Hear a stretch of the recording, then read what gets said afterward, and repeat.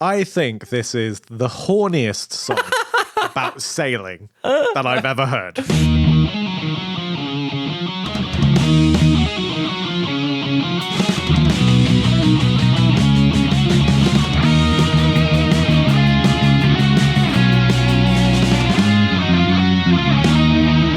Hello and welcome to Maiden Voyagers, or should I say, Dickinson Voyagers. You shouldn't say that.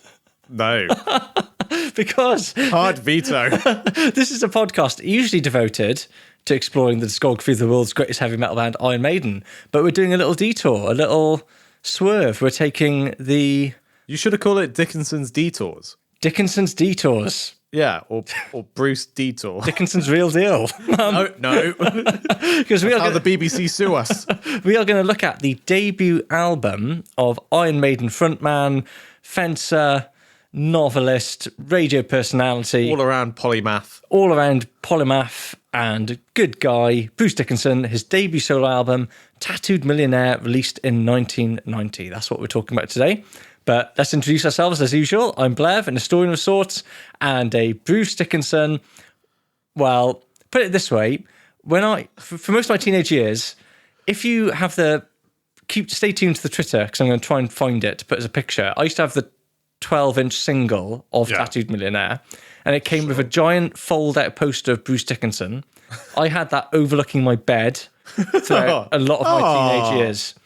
Just a giant picture of Bruce Dickinson. Oh, that's fair. And I'm joined by Sam. I'm Sam, a writer of sorts, and I mean, just normal levels of Bruce Dickinson fandom on this side, I guess. I didn't have a huge poster of him. But you'd be excited if you saw him in a Starbucks. Oh yeah, totally. I'd be confused seeing him in the Starbucks, to be honest. Feels like he's the kind of person who would go to like a Lloyd's and order a coffee at a pub. Oh yeah. Yeah. Rather than go to Starbucks. Yeah. Of all the chains, at least he'd probably go to like, I don't know, Cafe Nero. Cafe Nero, yeah. He's getting his card stamped at Nero, isn't he? Yeah. Waiting for his free coffee. But before we get into the album, Sam, because this was your suggestion, because we like I said, we usually, as you probably well know, we go through every Iron Maiden album in chronological order. Hope you know by this point. Yeah, come on, guys. We've done a lot of these. Keep up. Who's jumping in at this episode?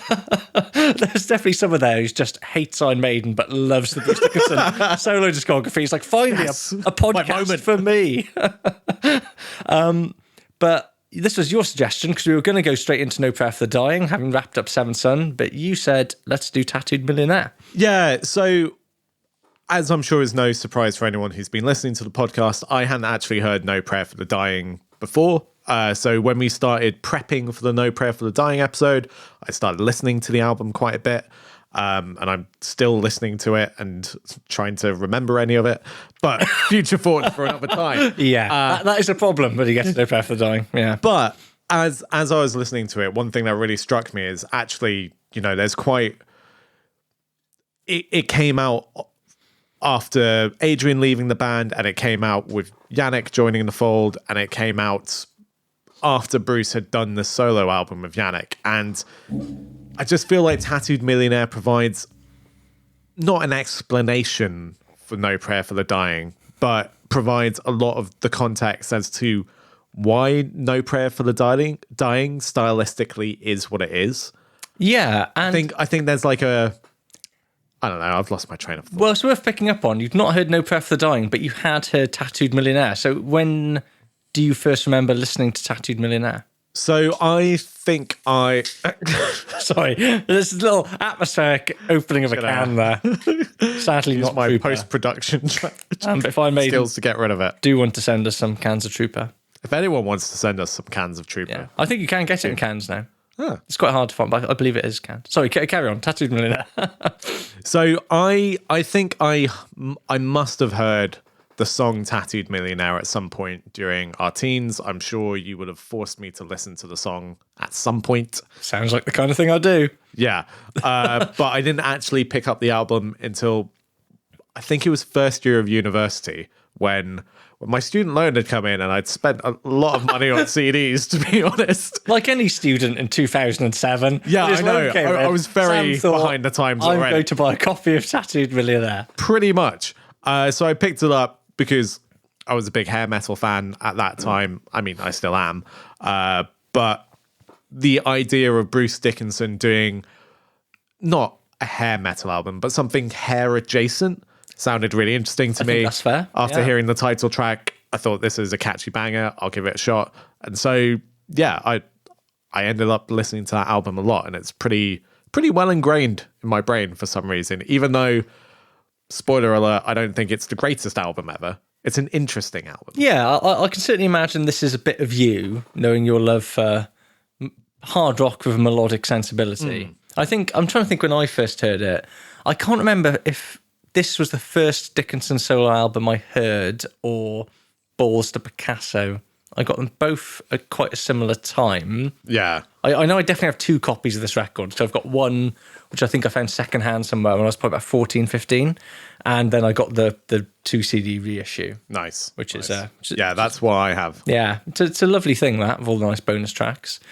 But yeah, I spent a lot of time with this album when I first got it and really enjoyed it. But until you suggested doing this, I'll be honest, I think it must have been probably the best part of a decade I'd actually listened to it front to back. Similar for me. Like, as I said, I burned through it quite a lot during, I guess, that first year of uni, but I have not revisited it in, other than the occasional track, mainly the title track, I hadn't revisited it in at least 15 years.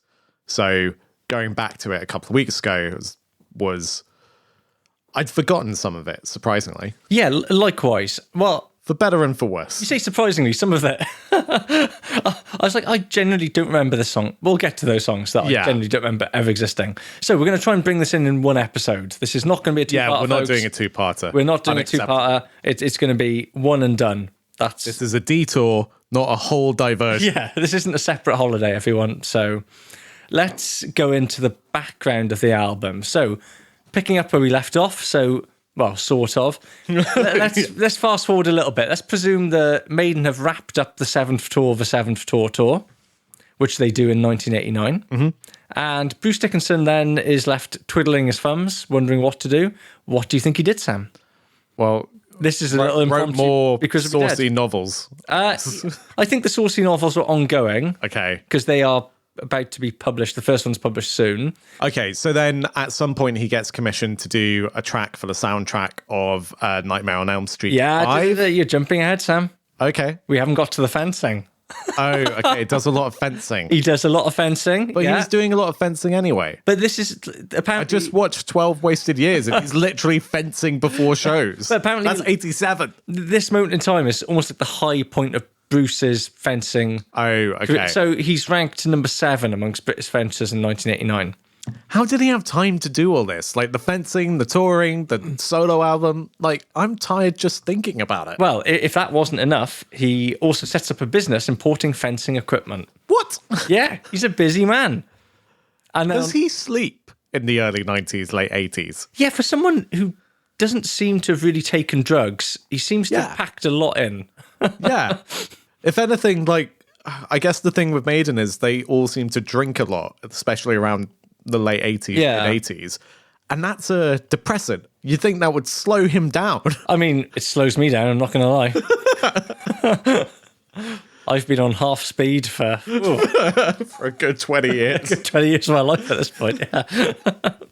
But on top of all that, yeah, he somehow, and I say somehow because Tattooed Millionaire, it doesn't really seem like a premeditated move on Bruce's part. No. It's kind of an accident. So depending who you believe, Rod Smallwood is fishing around for someone to contribute a song to the soundtrack of the 5th installment of the Nightmare on Elm Street series. Now, I've read one account of this is that Steve is approached, presumably reviewed for Iron Maiden doing something. Yeah. But Steve is in the middle of editing the footage that becomes the Made in England concert VHS. And then Rod takes it to Bruce and says, well, how do you fancy doing it? And Bruce says, Yeah, sure.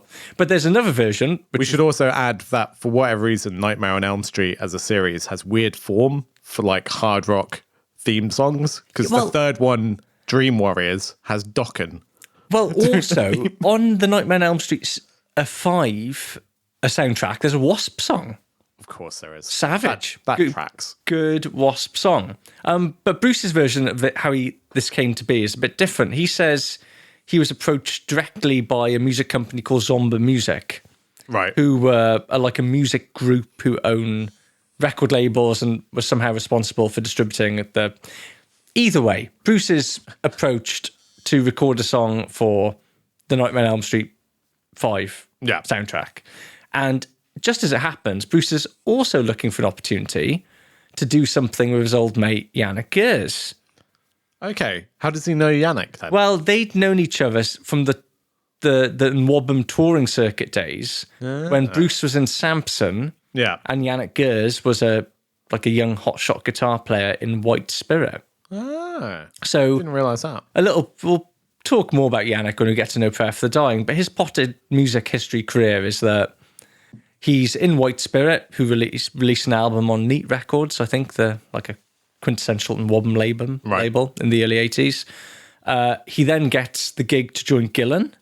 Ian Gillan's. So when Bernie Tormé, the first incarnation of Gillan, so Ian Gillan, former Deep Purple vocalist, has a lot of success in the early 80s that people seem to forget about now. With his... Just really not aware of it, to be honest.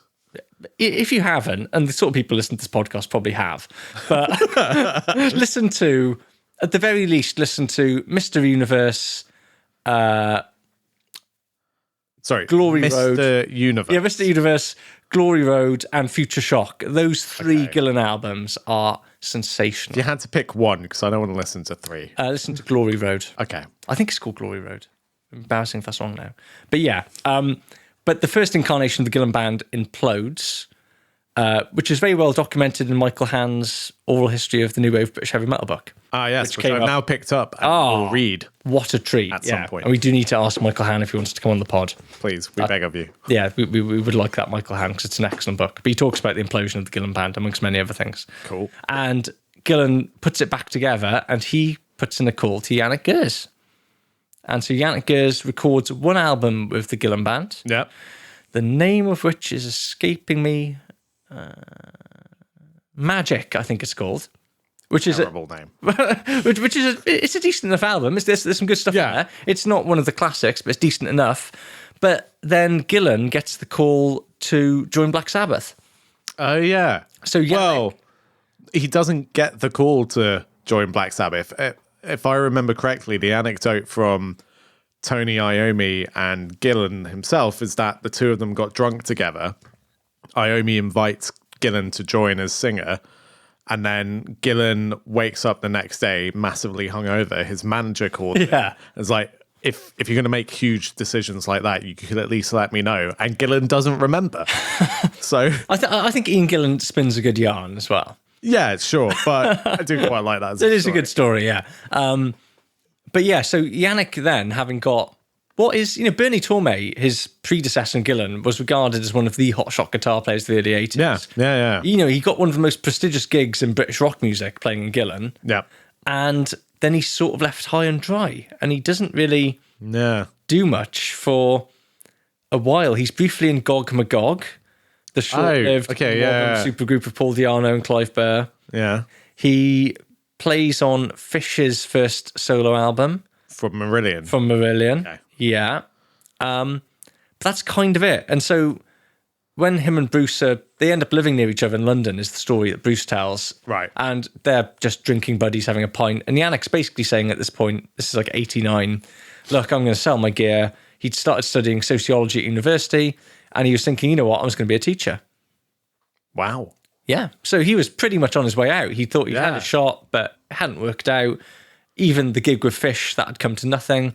Yeah. And he's just going, I was going to become a teacher. And so Bruce gets this call he gets this shot at do an album, or not an album, even a song. A song for Nightmare. And he just says, knows Janick is thinking about calling it a day, and says, Janick, before you sell your gear, Do you fancy... Please play all the guitars. Do you want to come and do a song? And actually, Bruce and Janick had briefly performed together. This is a pure bit of trivia. Okay. They performed at a Prince's Trust charity benefit gig in 1987 with Marillion. Okay. This is already a very confusing stage. You've got Marillion on stage, Bruce Dickinson, Janick Gers, and here's an impromptu Because I'll Be Dead for people who missed that feature at the top. What song, or what is one of the songs that they play? Is it going to be like Smoke on the Water? It's All the Young Dudes.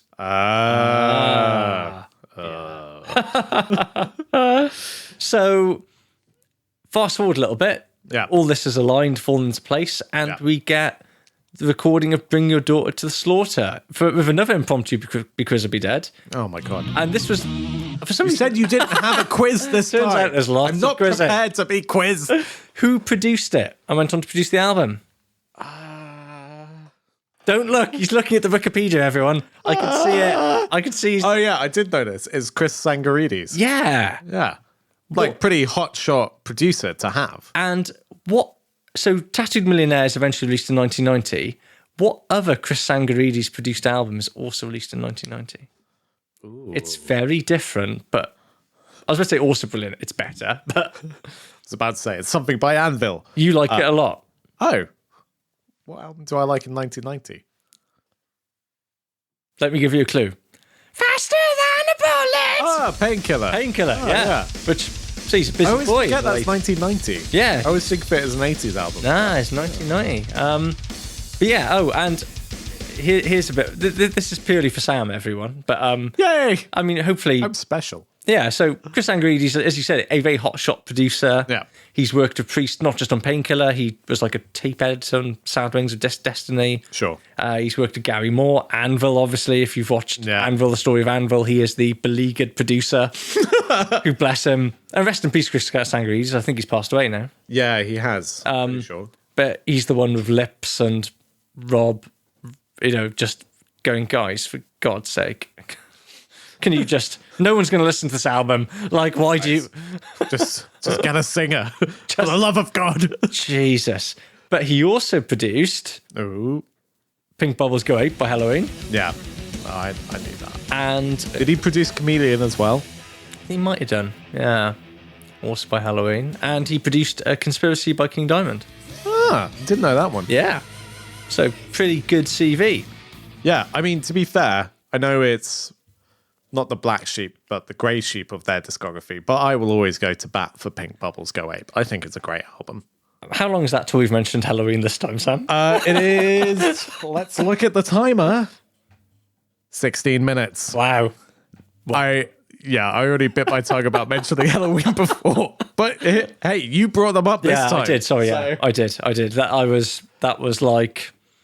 a moth to a flame there. Just one day there's going to be a Halloween podcast. And it's just going to be me talking about how much I enjoy Michael Kiska's voice. Yeah.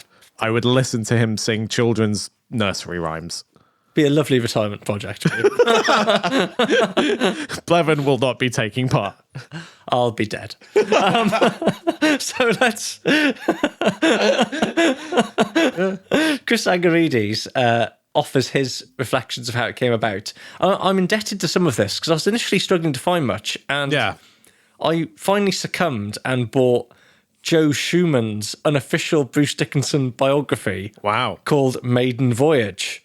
Ooh. Which I did, just to stress, we did not know. No. So I mean, we don't have the most original name. No, we don't. And we're giving full credit to Joe here, so we would absolutely do so if we stole his book title. Yeah.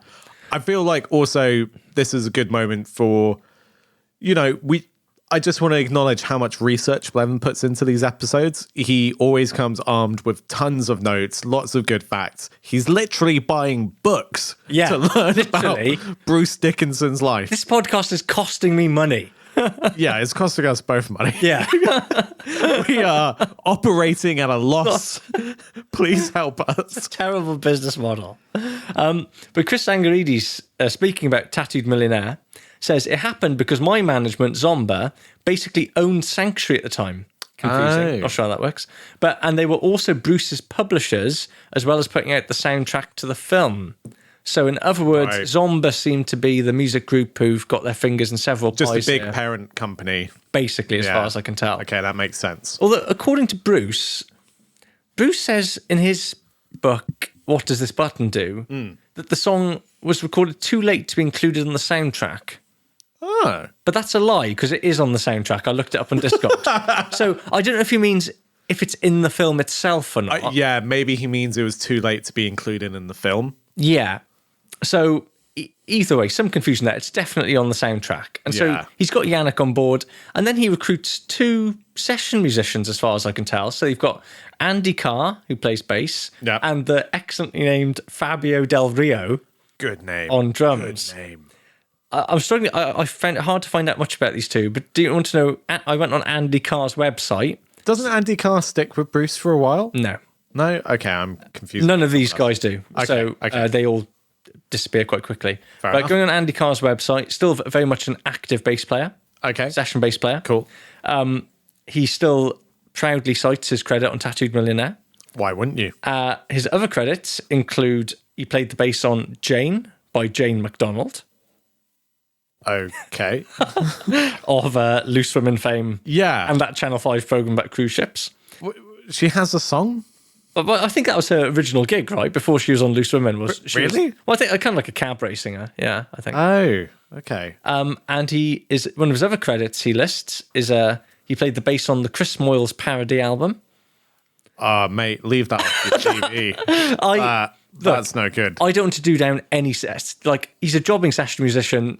Fair play to him. No, it's not a judgment on Andy Carr. It's a judgment on Chris. Oh, it Moyles. is, yeah. But what I'm saying is it doesn't seem like Andy Carr has necessarily a whole lot of options to go for when it's like he says he mostly does live stuff. Yeah. But he also played the bass on the soundtrack to the film Nativity, starring Martin Freeman. Yeah, that's like quite a well-renowned UK comedy film. It's a good Christmas film. Yeah. Yeah, my wife's a big fan of Nativity. She'll be very pleased to know, I'm sure, that there's an Iron Maiden Bruce Dickinson connection I think. when you listen to those hot bass lines on the Nativity soundtrack. Oh, check out that slap bass. Yeah. As for Fabio Del Rio, I can find out even less about Fabio Del Rio other than the fact What a name. What a name. He sounds like he should be on Toast of London, Fabio Del Rio. Yeah, just imagine Matt Berry saying that name. Fabio. Del Rio. But he'd very briefly been a member of UFO, so he'd never recorded an album of UFO. Okay. It's hard to tell if he played any gigs with UFO, but Yeah. he was apparently very briefly in the UFO, and he was in a band called Jagged Edge, Okay. who did some things, but seemingly never amounted to too much. But yeah, so the lineup that record the song. Have we even mentioned the song's Bring Your Daughter to the Slaughter? I don't know if we have. We haven't. We've just kept on referencing this song on the Nightmare of Elm Street 5, the Dream Child soundtrack. That song, ladies and gentlemen, you might have heard it. It's a little song called Bring Your Daughter to the Slaughter. So before we get into the album... Talk about burying the lead. Yeah, sorry, that should have been the headline, shouldn't it? It's Bring Your Daughter to the Slaughter. Yeah. Albeit in a slightly different guise. Yeah. It's not the Maiden version. It's not the Maiden version. It's not dissimilar. No, it's definitely not dissimilar. It's very similar, isn't it? Yeah. What do you make of it? You don't need to. The song we'll explore in detail when we do No Prayer for the Dying, but this particular version. I mean, to be honest, every time I hear this particular version, I then listen to the Maiden version afterwards, and I just completely forget whether there's any differences between them. Like, I know, obviously, there are some differences, and I saw that Bruce Dickinson describes this version as quote unquote slinky. Yeah, I don't know what that means. I kind of get it's a bit more. I sort of see what he means. I mean, I've talked before about Maiden kind of being like quite rigid. Yeah, and that's it, isn't it? And yeah. so that's the difference, right? Nico definitely, the Maiden version definitely goes with a very hard stomp. Like, yeah.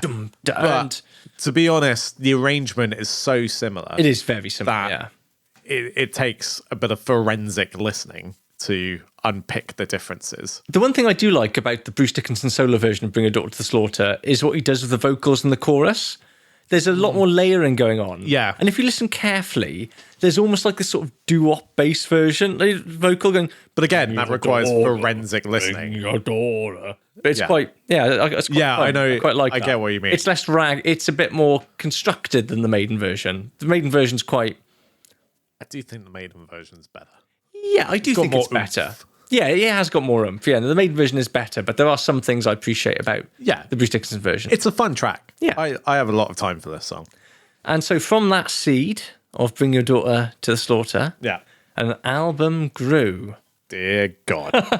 Or as Bruce puts it, he submitted that song to Zomba, who were like, great, have you got an album's worth of this stuff? To which Bruce replies, yeah. And of course the answer is, Janick. no, that's basically it. So Bruce's call to Janick, his recollection of it is, I quote, Bruce called Janick and said, we have to write another album of this shit quick. These guys have loads of money and they will pay for us to make a record, so just shut up and have a laugh. The music industry was a very different place. It really was, in wasn't the it? late 80s, early 90s. Yeah. And so this album is written in 2 weeks, Wow. according to Bruce and Janick. So Bruce, again, I'm quoting Dickinson here, I just made a list of staple rock songs. We already had a sort of AC/DC one. We needed a ballad. And he goes on to say we kind of need one that's a bit like this, a bit like that. What a strong artistic statement, Yeah. Bruce. That's so cynical. That's really commendable. But also he did make it clear at the time and since that he wanted to do something that you wouldn't do in Maiden. Yeah, that's Otherwise, fair. as he says, what's the point in Yeah. doing it? So the record then is basically funded by Zomba, who are Okay. like publishers.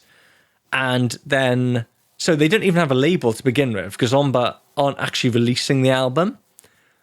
Right. So it comes But out. doesn't Zomba own... record Yeah, label? seemingly, but it comes out on EMI basically. But so Bruce was basically like, Zomba said, we don't even know what label this is coming out on yet, or who's going to put it out. But Yeah, but I mean, just looking at the Zomba Wikipedia, it's a label group that is owned by Sony Music anyway. yeah, Yeah. Not knowing what label it's coming out on is much of a muchness because it's being produced by a label, basically. Oh yeah, it was hardly Someone's going to release it. It was It's just hardly a who's stab the in the distributor. dark. Absolutely. So with Zomba's money, they go to Battery Studio, in London, which has come up before.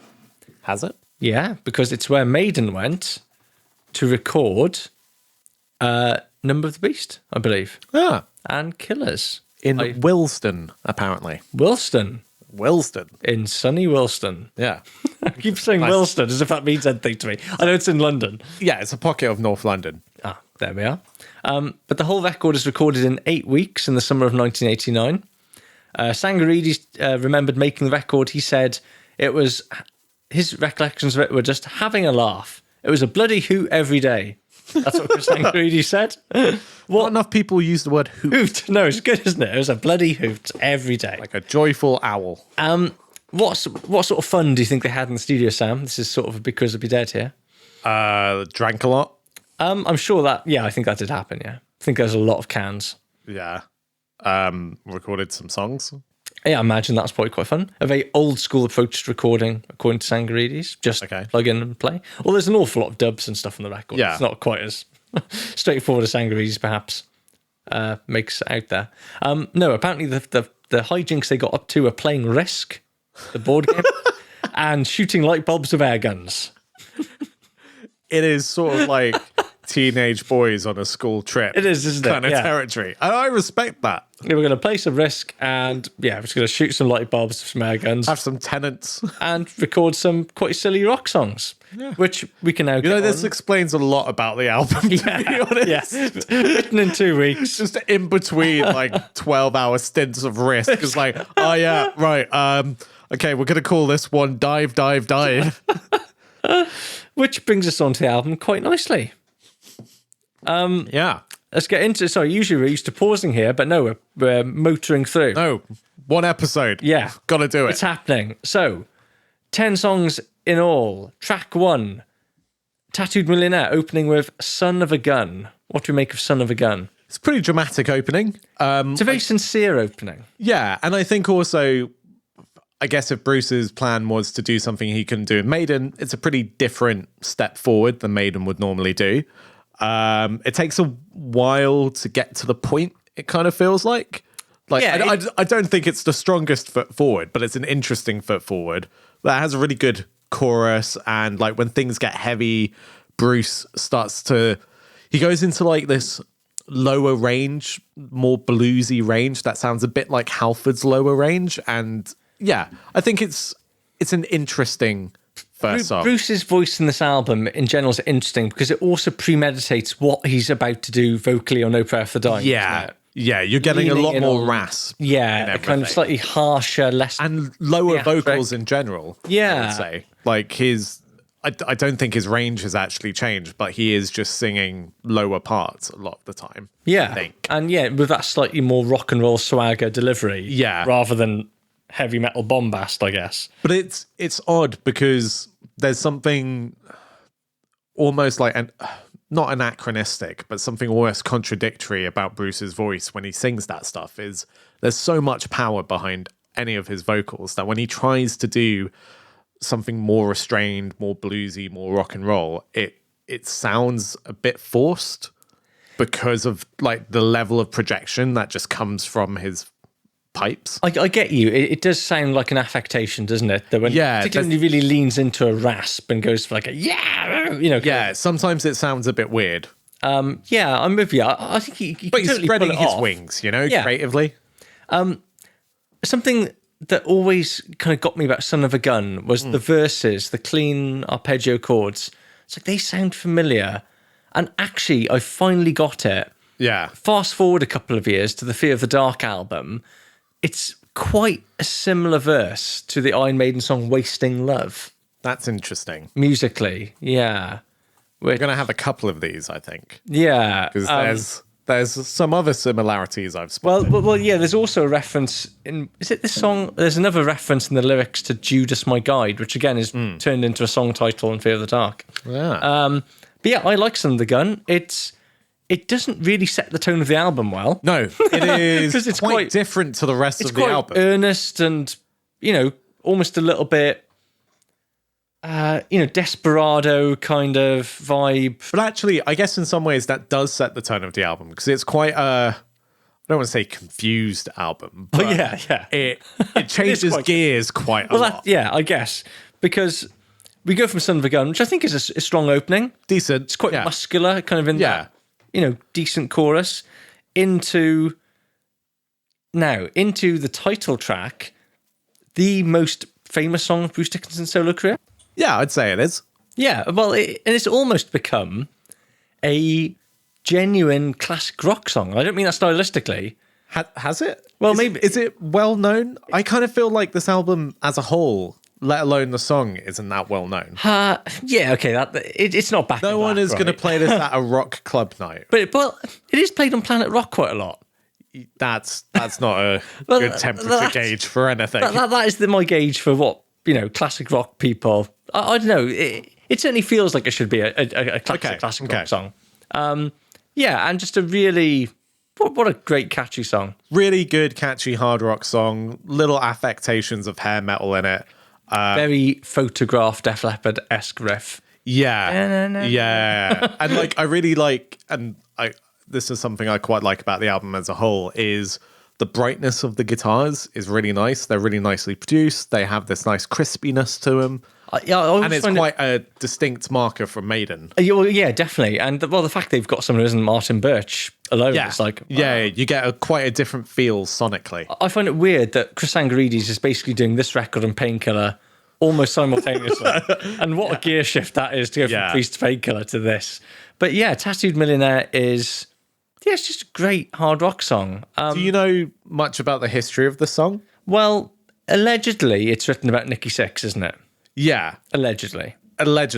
So the story I always heard was that it was about Nikki Sixx or someone like Nikki Sixx having an affair with Bruce Dickinson's ex-wife. Well, that's the story that Nikki Sixx tells in The Dirt. Is that is that where that's Bruce from? Dickinson's Okay. wife, yeah, or girlfriend. Right. Yeah. And has Bruce ever confirmed this? No. Interesting. As you probably wouldn't necessarily want to, No. if that was or was not the case. But I mean, it's a lyrically interesting song in that it's clearly very anti sort of 80s hair metal musicians. I think that's it. Yeah. Whilst sounding like an 80s hair metal song.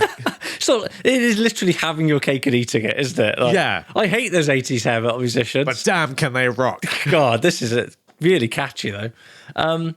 Yeah, and I did go down I sort of dug up some of the interviews on YouTube where Bruce is promoting this album, particularly talking about this track.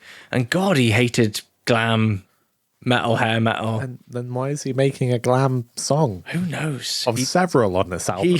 He really talks about it. There's one clip I saw about him from 1990 talking about it as like being a boil on the arse of the world. I wonder if there's a sort of across the pond divide in that. Yeah, definitely. It's not necessarily about the style of music. It's about the style of the people making the music and American culture versus British culture. Like, obviously, Maiden are like, I don't know, I'm not sure I can necessarily call Millionaire musicians down to earth, but comparatively, they are a down-to-earth band. Well, and they always seem to really, quote-unquote, normal. Yeah, care about the music. And I think Bruce's argument is that these are people who are obsessed by the lifestyle and the culture and the glam and all the things he sings about in the songs, and don't actually particularly care about the music all that much. Yeah, which is odd for an album where crew are making like a really deep artistic statement. Yeah, but it's not quite the case. Interestingly, I thought at the time, Bruce Dickinson claimed that he wasn't tattooed, which is fair enough, but also said he also wasn't a millionaire. Yeah, well, I guess a million was a lot in 1990, wasn't it? Is he tattooed now? I assume he is. I don't know he is, Because everyone else has made it. Even Dave Murray has loads of tattoos. Even nice, smiling Dave Murray. Exactly. He seems like such a, I don't know, chill guy. But then he's got, I mean, you can be very chill and have tattoos. I don't know what I'm getting at. Just to clarify, neither myself nor Sam are tattooed or millionaires. No. I would like a tattoo, but I'm too indecisive. I would like £1 million. Oh, yeah. Actually, yeah. I would like to be a millionaire. Then I'll afford to buy a tattoo. If I don't like it, I can get it lasered on. I may or may not get a tattoo one day, but I would definitely like £1 million if. Yeah, that's fair. One of these goals is achievable. if we happen to find some incredibly wealthy, benevolent benefactor listener, I'll send you our PayPal details if you could just back us £1 million. If you can make us tattooed millionaires, we're in. We'll do our own cover of the song, which is really earnest and like, I wanna be a tattoo. Sorry, Bruce. Sorry. Yeah. So good song. Yeah. For something that is literally cobbled together in a couple of weeks. Yeah. A lot of this album is better than it has the right to be. Yeah. But let's see if you agree for track 3, Born in 58. So now we're going back into earnest, sincere mode here. Yeah. So I like this song. I think Likewise. it again, it's another gear shift on an album that's just, it is confused, to be honest. But yeah, I assume it's autobiographical about Bruce and his family. Yeah, because Bruce is born in... he's born in 58. I checked it. In 58. So, and he's born in a mining town. Yeah, in exactly. Worksop in Nottinghamshire. Reading his book, he's pretty much brought up by the early years of his life, I think he's pretty much brought up by his grandfather, who I think might have been a miner. That makes sense. Who certainly, I think he fought in the war. So hence those kind of references to people who were still around, who fought for freedom. Yeah. And I really like that rousing chorus. Like, it's got such a cool sort of build to it after that sort of plaintive verse. Yeah. It's good stuff. It is good stuff. And then we get onto some songs. Wait, before we move on. Sorry, do you recognize the guitar lead break in it? So I mentioned before we're going to get some repetition of later releases. Okay, but no. Okay, so I'm going to play it for you.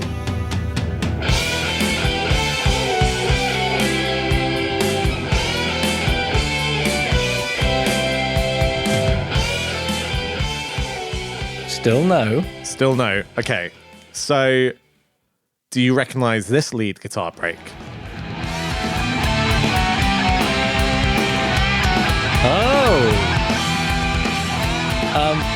I'm quite embarrassed. I can't It's say. Monster Girl of Dance. No Death. way! And Sam, what a find! Janick has a writing credit on both songs. What a find! I when I was re-listening to the album a couple of weeks ago, I was like, I really recognize that lick. And, you know, anyone who's a guitarist has quite a few sort of stock licks that occasionally come out, and that's just what happens. But yeah, I can't unhear that now. Let's date stamp this. 20th of July, 2023. Was Sam the first person, correct me if I'm wrong, internet, to make that link? Someone else has got to have noticed it. Maybe, but it's they're such different songs. Like it's the notes are slightly different. So like the main lick is the same, but they end on a different note. But yeah, it's pretty similar. Interesting stuff. Interesting. So, on to track 4. Now, Hell on Wheels, track 4. A song, I said it had been probably about a decade since I listened to this album in full. When I got to Hell on Wheels, I totally forgot the song existed. Yeah. I listened to this album again on the way to your house. I still can't remember how Hell on Wheels goes. Really? Yeah. See, this is one of my favorite songs of the album. What? I love the chorus. I mean, it's fine. Hard to steer. Oh, yeah. The devil Yeah, drive yeah. it. It's like, it's pure hair metal cheese. I mean, for me, it's fine when it's on. I don't dislike it. I just find it quite forgettable. I mean, I get that, but as someone who loves like ear candy, sort of cheesy hooks, I think the song is great. Yeah, I just see, really love that I mean, chorus. to me, they're not hooks because they haven't hooked me, Sam. I can't remember how the song goes. Well, that's a personal that's thing. your but- damage. Yeah, I mean, it's perfectly fine. It doesn't bother. Like, I have a good time it's on. Yeah. But it literally washes over me. Hell on Wheels. Also, the first of the songs we get, where we get to the sort of the saucy innuendo songs. Yeah. Yeah. Yeah. Another gear shift. Although certainly not the worst offenders. We'll get to. No. On to track 5, Gypsy Road. It's not as good as the Cinderella track, is it? No, it's not as good as the Cinderella song. I don't mind the song. The chorus is kind of fun. I guess it's like a little bit power ballady, but it's not great. Every stock cliche lyrically. Yeah. It's I like mean, the city name lights, Gypsy Road, yeah. right? Gypsy Road, you're the highway. Yeah. It's I certainly don't dislike it. But I again, can see this being a song written in 2 weeks, yeah, you know? yeah. Well, yeah, this song in particular, 2 minutes. Yeah. Yeah. Anything else to say about Gypsy Road? Nah. No, not really. Yeah, it's fine. It's good. Tom Kiefer did it better. Yeah, he did. Yeah.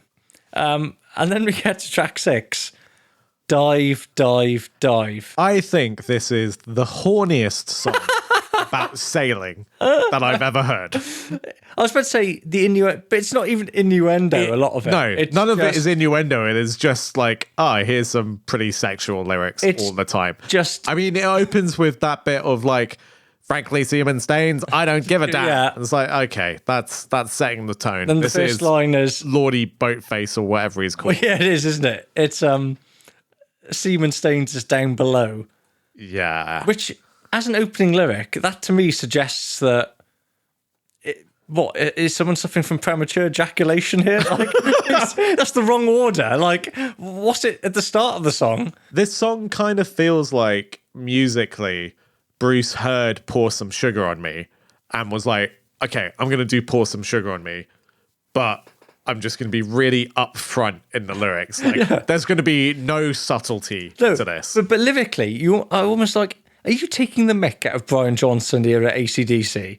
Like, you know, the way Brian Johnson will sort of cram in these really ham-fisted innuendos.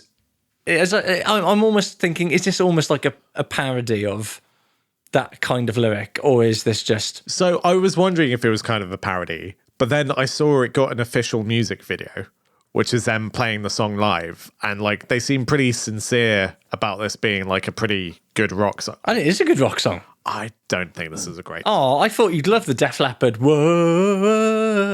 I'd find it weirdly. It all just feels like pretty forced, I guess. Oh, but it's got a really... That's that word slinky again. That little dig it down. Like, it's got a lovely little not slinky bad riff. or anything. Oh, like, But- it's daft, and it is... The the line Maybe the too stupidity tough makes me sort of go, ugh. Maybe the stupidity of the lyrics like puts me off a bit. I think dive is for me it's one of the strongest songs of this album. I think it's really good. Lyrics aside. Yeah, fair enough. And then we get a cover. Yeah. An unlikely cover that, again, as I mentioned, has come up before because it's the song that Bruce and Janick and Marillion do for a charity gig. Yeah. So a cover of Mott the Hoople's All the Young Dudes. I think I kind of hate this song. What, the song or this version? Both. Wow. Something about it's one of those songs that like I never quite vibed with it, and yet it lodges itself in my head. Like I cannot unhear it's an earworm. The chorus. Yeah.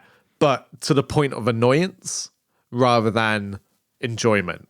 Do you know who wrote the song? Yeah, David Bowie. Yeah, David Bowie. Yeah, it's a really David Bowie melody. And like I even think this Bruce version of it, it sounds like Bruce is trying to do a David Bowie voice. Well, I almost think he's trying not to, but it's so hard not he's trying so hard that he just sounds a bit like Bowie, even though Mott the Hoople are the ones who recorded it. Yeah. Like, it's a whole mess. I have really mixed feelings on this song. Like on the right day, I think it's really fun, and then a lot of the time, I just find it unbearably annoying. It's worth noting that, other than the fact it's got Bruce's voice in it, that as we said, it's very strange hearing Bruce almost fighting against doing a Bowie vocal, but ending up doing a Bowie vocal. But it's such a faithful, almost carbon copy cover. Yeah, it doesn't really. It's one of those hard things in particular because I guess the way that David Bowie wrote vocal melodies were so idiosyncratic. Yeah. And it's hard not to sing something he's written without sort of sounding like him because of the way he kind of chooses his progressions. And then also you have all those sort of semi-spoken bits which just sound like David Bowie. And just hearing Bruce, Bruce sing lyrics about marks and sparks, you just think, that sounds so weird coming out of your mouth. Yeah. Like, it just doesn't. I mean, it's a very faithful cover. As an aside, I once met the Hammond organ player of Mott the Hoople. What? He came to the coal mining museum I was working at the time. Because his dad was he's half Welsh. I think he was born in Hereford. And his dad was a miner in the Dillais Valley. And he came to the museum. That's some weird trivia. Yeah, I think I mentioned it. Oh, yeah, All the Young Dudes. And he was like, yeah, no. Was there much keyboard in that one? Yeah, it's loads. Oh, really? It's very Hammond organ heavy, the original. Yeah. I mainly know this version for my sins. Well, I mean, they're very similar. Yeah. But, yeah, it's... I mean, whether you like the song or not depends whether you like the song All the Young Dudes, really. I think it's fine. There's a fun story about when Bowie sort of offered the song to Mott the Hoople because he gave them a choice. And I believe the other song he offered them was Rebel Rebel. Wow. Okay. Yeah, he was like, to have your pick. I'm pretty sure it was Rebel Rebel. That's a weird, like, forking in the timelines. Yeah. All right. But yeah, it's fine. It's one of those songs that is also so ubiquitous, I never need to hear it again. I'm not specifically talking about this version, I just mean the song All the Young Dudes. Yeah. Well, having said that, I was working at the museum with someone who was a bit younger than me, and I said, oh, you wouldn't believe who's just here. It's the Hammond organ player of Mott the Hoople. And she was like, who? And I was like, Mott the Hoople. And I mean, Blevin, I feel like if we said Mott the Hoople to most people our age, they would think, I don't know, that we were having a breakdown. No, but then I said, oh, but you know the song All the Young Dudes? Because that's a massive song. And I was like, I sang it. It is well before our time, let alone someone younger than us. Beat It, like by Michael Jackson. It doesn't matter, does it? But Beat It's an absolute banger. Well, but it's by the by. It's like Rocket Man by Elton John or something, going, oh, well, it's a bit before my time, that. It was a huge song. But she didn't know. But some things embed themselves more into the pop culture cachet than others. What about White to Shade of Pale by Procol Harum? That's like a song I don't know what that sounds like. Bloody hell, Sam. What? I'm not even going to sing White Shade of... Please don't. Every time I say I don't know a song, Evan decides to sing the song at me. It's like, no, That doesn't explain the song. In the rain. That's what Next I track. Next track. Sorry, track 8. Licking the Gun, that I presumed was more sexual innuendo, but actually seems to be about geopolitics and the arms trade. Yeah. But addressed in the most inappropriately silly way imaginable. I think the riff to this song is great. It's well Aerosmith, isn't it? Yeah, it's a really cool riff. And it's a shame the song lets the riff down. It's all right. It's clearly a case of like Janick had a really great riff idea and no one could figure out a song to suit it. So the vocals will just follow the vocals just follow the riff, which doesn't really work unless you were Steven Tyler, maybe. And the lyric "finger licking fun" is just not good. Yeah. Licking the gun. Yeah. It's a good riff. I mean, the song is the riff, isn't it? That's all there is to it. It's just, because the rest of the song is like, da, da, da. I'm going to say some things. Yeah. Da, da, da. And more stuff. It's like, here's a riff that, fair play, like Joe Perry would love that riff. Yeah, but Joe Perry would write a song for it. Yeah, quite possibly. So there's Licking the Gun. Going into the penultimate track, Zulu Lulu. Yeah. Is this problematic? I don't know. I think it's quite problematic. I think it probably is. Yeah. So, like, musically, very hair metal-y, cowbells, got a really good Cinderella-esque groove to it, specifically around, like, Long Cold Winter and Heartbreak Station. It's got that really nice bluesy jangle. I think it's quite a fun song if you don't listen to the lyrics, but the lyrics have not aged well, because I'm pretty sure it's all just, you know, like fetishizing a woman of color, and it's a bit weird. But also a woman who seems to be on the heavier side in the sort of Whole Lot of Rosie AC/DC vein. It's like, he broke my heart, he broke my back. Yeah, I didn't even click that. But yeah, it's not a great song lyrically, and time has not been kind to it. No. Which is a shame, because I think musically it's a really good song. I really like the melodies. Yeah. Well. The Rolling Stones don't play Brown Sugar anymore, do they? Don't they? No, I don't think they do. I think they said I guess that makes sense. Yeah, so Zulu Lulu cancelled. I don't have that authority, but How do you like that, GB News? soon Nigel Farage on his talk show is going to be defending Zulu Lulu. Maiden podcast have cancelled Zulu Lulu. This woke agenda trying to cancel a great British song by a great British man. A great British album. Yes. And bringing us home then into the final track, not No More Lies, simply No Lies. What do you make of No Lies? So this song is just a chorus. Yeah, but also it's like a... So one thing we didn't mention when we talk about Bring Your Daughter to the Slaughter is that Steve asked Bruce not to put it on his solo album so that they could use it for Maiden. This song is basically Bring Your Daughter to the Slaughter. A part musically. Of it is. Like, at least the first 30 seconds in the verse is just Bring Your Daughter to the Slaughter. And yes, it goes into a different place and it goes into like quite a fun little chorus, but it's a weirdly similar thing. It's an odd call. You can't help but wonder if they were going, we really have got nothing left. It's, I mean, because all you've got is the Bring Your Daughter to the Slaughter intro, a very terrible first verse, which is just going, no lies, no angels. It goes into a chorus that then says, no lies, no angels. It's quite a good chorus. And then it goes back into like an empty verse of sort of rap vocals. And it's like, but also, this is such an empty song. The chorus that goes on and on. Yeah. It is a good chorus, but it's not as good as Bruce thinks it is. It needs a song around it. Yeah. It's like a perfect. It's a really phoned in track. Yeah. It's an odd, and also it's like over 6 minutes long. Yeah. Why is it so long? There's one idea in there. Well, we'll get to an Iron Maiden album down the line that has a song even longer than this. That is, we'll get to many Iron Maiden albums that have songs longer than well, yes, but a song that similarly has one idea that goes on. Okay. On. Yeah, tweet us if you think you know what song I'm talking about. There will be someone who, at least a few people who know what I'm talking about. But yeah, there we have it. Bruce Dickinson's first solo album. Yeah, I mean, it's a solid 7 out of 10. Well, I was going to get to the rating, but there we go. So, I didn't realize we were doing the formality. well, I thought we'd keep some of... If it makes... I was also going to give it a 7 out of 10. I think we're very on the same page there. But it's worth noting that Bruce himself would admit that this was pretty cobbled together. He himself has admitted it's quite generic, but has also said that, by generic standards, it's some of it he reckons is as good as plenty of the other stuff that was out there of a similar genre. And I think he's right. He's not inaccurate, but it's the kind of album you expect from contractual obligations rather than,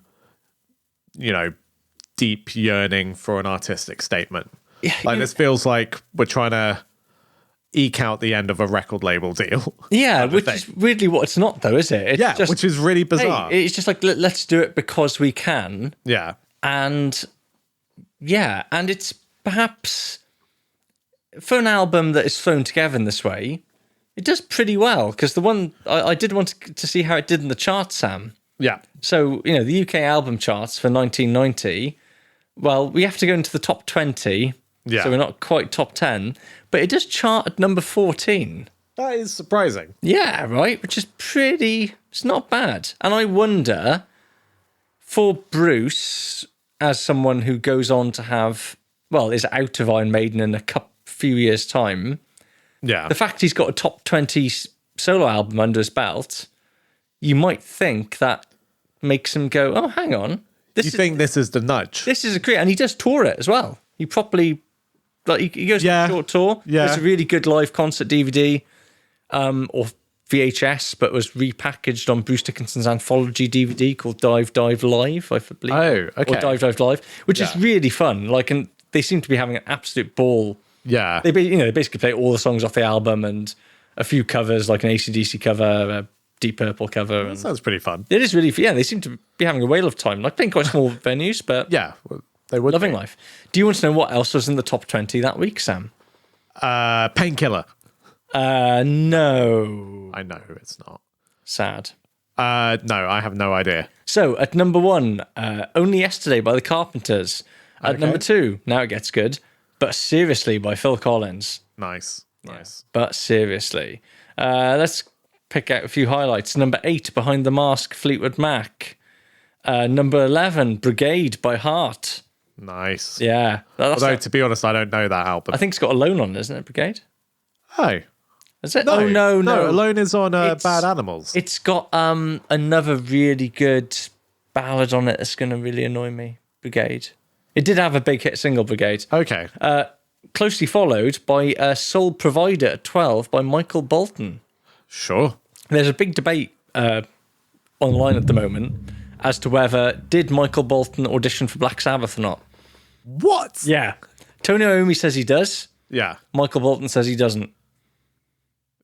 Wait. Did or didn't, you mean? Didn't, sorry, yes. That was very... completely wrong. That was terrible grammar. So Tony Iommi says Michael Bolton did audition for Black Sabbath. I think when they ended up going with Tony Martin, Michael Bolton says he did not audition for Black Sabbath. It's weird that there would be a discrepancy between their accounts. I feel like that's a pretty, open and shut case. Either he did or he didn't. Well, Tony Iommi says, we had this guy come in. We didn't really know who he was. He did pretty well. And Tony Iommi says he sang War Pigs and Neon Nights. And maybe the person who came to the audition was just a guy called Michael from Bolton. That is it. Yeah. It just got confused. Oh my God, it's Michael Bolton. No, it's Michael from Bolton. But you think Tony Iommi knows what Michael Bolton looks like and heard put one on one together. Anyway, that's a little aside. And and then you've got Tattooed Millionaire at number 14. So for an album... I mean, in a weird way, I'm surprised it did even that well. Yeah. Does Bruce Dickinson's name just by itself have cachet? It must do, to an extent, but... Is it just Maiden fans buying this? Potentially, but then also, particularly the title track, it did well as a single. It had a proper video. We're not going to break down all the singles because there was quite a few actually. Dive Dive Live was a single. Yeah. All the Young Dudes. Yeah. I believe Born in 58 or Son of a Gun, one of those two. But Tattooed Millionaire, the title track, is the big single, if you like. Yeah. I mean, still, I think it just scrapes in the top. It's also 20 the video that has a budget to it. Yeah, and how weird to see Bruce Dickinson feature in a music video that someone's actually put thought into. Yeah, yeah. So when I was watching the video last week, that's exactly what I was thinking, is that, oh, actually this is a proper music video. Like, it's a bit cheesy and dated now, but it, like, someone's thought, yeah, okay, here's a concept for a music video. It's not, and the concept isn't the band performs and then we intersect it with footage from World War II. Yeah. Like, it's stupid, but there's an idea there. Yeah, it's quite fun, actually. Yeah, I'm and not sure I'd ever seen it until we were doing the prep for this. Yeah, and it's the hypnosis, right? Yeah, so it's got lots of like interesting surreal imagery. I mean, I said this to you before we did this episode. It reminded me of the Kids of the Century video by Halloween, which is also hypnosis, and like there's quite similar camera shots and weird pictures, basically. I'm going to level with you. Hypnosis in the 80s was hit and miss. Yeah, which doesn't surprise me because they also did the why would they be doing Def Leppard's High and Dry cover? That's hypnosis. Yeah, that's hypnosis. Yeah, that's a bad album cover. Yeah, so what I mean, hit and a miss. Yeah, that's a defo miss. Yeah, but a fascinating, I was supposed to say chapter, barely warrants the title chapter, almost like a footnote in Bruce Dickinson's career, but in the greater scheme of his solo discography, this album is such an outlier. Yeah, from what he goes on to the do next once album he that leaves comes out from Bruce's name is so radically different. Yeah. But I think the reason why I wanted to get into this album in particular is because it sets up the next Maiden album, right? Like, Bruce has gone and done this solo album, but he's doing this solo album off the back of Bring Your Daughter to the Slaughter, which Steve insists has to become a Maiden song. At the same time, he reconnects with Janick Gers, Gers, I don't know how to say his surname. Gers I go for. Gers? Yeah, Gers. Okay, so he reconnects with Janick Gers, who then comes to join Maiden. Like, it's a footnote, but it definitely feels like the step towards No Prayer for the Dying. And as we'll go on to discuss, even the approach of No Prayer for the Dying, back to basic, short songs, record it kind of live, a bit rough and ready. It's a bit rawer. We're not going to overthink it. That's kind of the approach of Tattooed Millionaire. Yeah, there's a little bit of a sense of No Prayer for the Dying being an attempt to sort of channeling Tattooed Millionaire's energy into a Maiden album. It's obviously, I don't think Steve would ever admit this, but you can't help but wonder if he had one eye on what Bruce was doing. Yeah. And thought, we could kind of pivot that way a little bit. Yeah, albeit with, results to be discussed in the next episode. Yeah. So, I hope everyone's enjoyed this little Dickinson Voyagers pod. Importantly, we finally did one of the spin-offs. Yes, finally. I mean, like, after covering someone's solo album somewhere, it's going to happen, folks. We finally addressed one. But I think this one is particularly pertinent to Maiden. Wait till we get to the Psycho Motel album. Wait till we cover all of Battlezone's discography. Oh, dear God. Oh, wow. We're not doing that. I hard line in the sand right now. So I guess it just, as usual, at the end here, please follow us on Twitter. Share your Tattooed Millionaire merch. I'm going to try and dig out that 12-inch single I've got knocking about somewhere. There's a lot of love for my 7-inch Seventh Son. Some LPs. Cool stuff. So if you liked my 7 inches, wait till you see my 12-inch. Ew. Ew. But wait, you have this on vinyl? Not the album. Oh, okay. I've got the single. Yeah, okay. I've got the Tattooed Millionaire on vinyl somewhere. Yeah. But yeah, if you have the album on vinyl, because it'd be quite an interesting time to be picking up vinyl because CD is becoming the main format around, isn't it? Then. Yeah, and I've never seen a copy of it in the real world on vinyl, like an original. Me neither. So I'd be very excited to see that. Or did you go and see Bruce Dickinson when he was doing his solo tour for this album? Because that's I would love to hear about that. That looked like so much fun. Yeah, in a way that perhaps things in Iron Maiden weren't going to be. So much fun. Well, on that, dampener, at big Maiden Pod fun sponge, at Maiden Pod Twitter. Speak to you next time. Ta-ra.